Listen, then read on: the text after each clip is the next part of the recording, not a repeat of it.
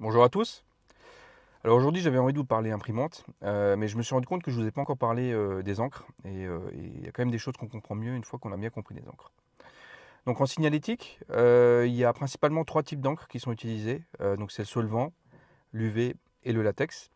On va parler latex aujourd'hui parce que ça va aller très vite puisque Mimaki a décidé d'arrêter d'exploiter cette techno.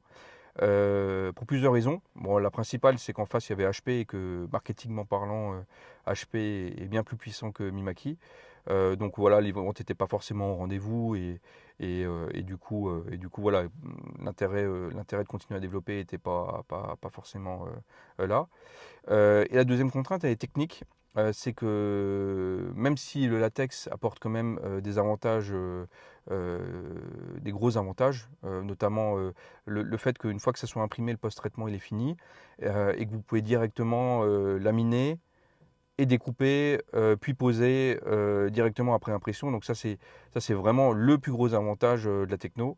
Le deuxième avantage de la techno, c'est que vous allez pouvoir imprimer sur beaucoup de supports. Alors je dis beaucoup et pas tout, pas tous. En fait, il n'y a pas besoin d'induction. Il n'y a pas besoin que le support ait une induction, contrairement au solvant, pour imprimer avec une latex. Mais vu qu'on applique énormément de chauffe, et ben en fait tous les supports ne passent pas quand même. Du coup, bah, voilà, ça fait partie d'une des grosses contraintes du latex, et c'est pour la raison pour laquelle Mimaki a également arrêté. C'est que vous avez principalement deux désavantages avec le latex. La première, c'est le plus gros désavantage, c'est la chauffe. Donc la chauffe, euh, la chauffe va altérer le média que vous allez imprimer. Surtout sur les PVC et tout ce qui est adhésif, lorsque vous imprimez avec une imprimante latex, je vous invite à le faire hein, si vous êtes équipé. Vous posez l'adhésif sur une table juste derrière, et puis l'adhésif, il a gondolé de tous les côtés. Le PVC que vous allez avoir en main après impression latex a été un petit peu altéré par rapport au PVC que vous allez avoir avant l'impression. Donc c'est vrai que de ce côté-là, c'est pas très agréable.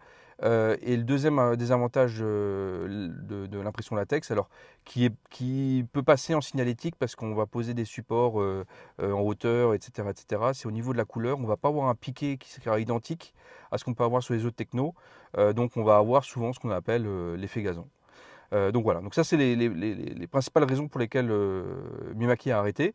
Ça reste une très bonne techno qui est adaptée à certains ateliers. Donc je dis pas que c'est mauvais, je dis juste que voilà, Mimaki a fait le choix stratégique de l'arrêter et que voilà. Et voilà. On parlera des autres technos dans d'autres vidéos. Je vous dis à demain.